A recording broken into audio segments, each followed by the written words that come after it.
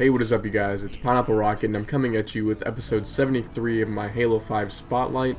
And it's about that time that I feature a non-4v4 map, and I think I found a pretty good one. I'm going to be featuring a minigame. I don't really want to call this Infection, as the maps that I classify as Infection are matchmaking type Infection maps. So this will fall under the category of a minigame. This is Survive the Underground by Ryan LFC 92. Now, there's a lot of things I liked about this minigame, and there's a few things I disagreed with, but at the same time, this is a minigame, so I don't really want to dive too deep into how it's designed and things like that. I'll still bring up the negatives, but I won't be as critical as I would be with like a 4v4 or a matchmaking-based Infection map.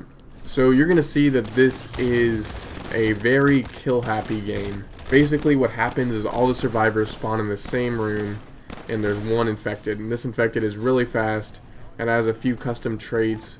So when playing this, you'll need to survive the underground game type, and while you're holding out in this room, this door will slowly start dropping, and by slowly I mean really slowly. It has a scripting mechanic on it, and it's intentionally slow, just kind of build the suspense and maybe let the infected get one or two zombies, and then you'll be faced with a super long hallway. At the end of this hallway is an elevator that you have to press. With a full lobby, there's no way that all the survivors would fit in there, given you have 15. So it's kind of funny to see friends get left behind. And then at the same time, this hallway is super long, and the elevator door closes super slow. So while it's closing, you see zombies running at you down this hallway. And of course, all you have is a shotgun, so you can't really do much until they're close. And then after that, you're faced with another level with a different task. And after that, yet another level. It's basically a linear Infection map with a lot of cool different stages and a lot of cool scripting mechanics.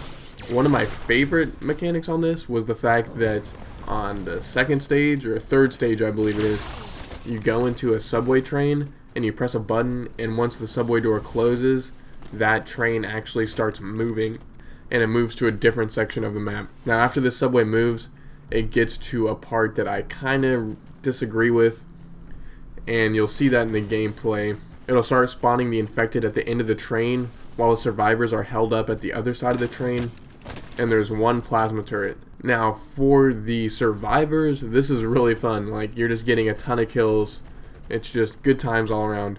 But if you're infected, you're basically getting spawn killed over and over. Now in the game type, you have really short respawn times, so it's not as frustrating, but still, having a way to spawn the zombies in to where the zombies can have a good time too goes a long way in an Infection game. But at the same time, with mini games like this, you're bound to have parts where the infected's not going to have as much fun. Like, this really reminds me of Omega Journey from Halo 3, if any of you guys go back that far.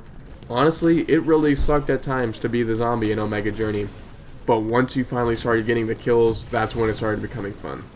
So like I said, this is Survive the Underground by Ryan LFC 92. If you're interested in downloading this, I'll have the waypoint link down below, as well as the link to the Forge Hub page. For anybody that's new to my channel, I do a ton of Forge map features, as well as just general Halo 5 content. So feel free to check out my channel. Like I said, this is episode 73, so I guarantee you there's some maps that you haven't seen yet. I hope you guys enjoyed this video, and I'll see you guys in the next one.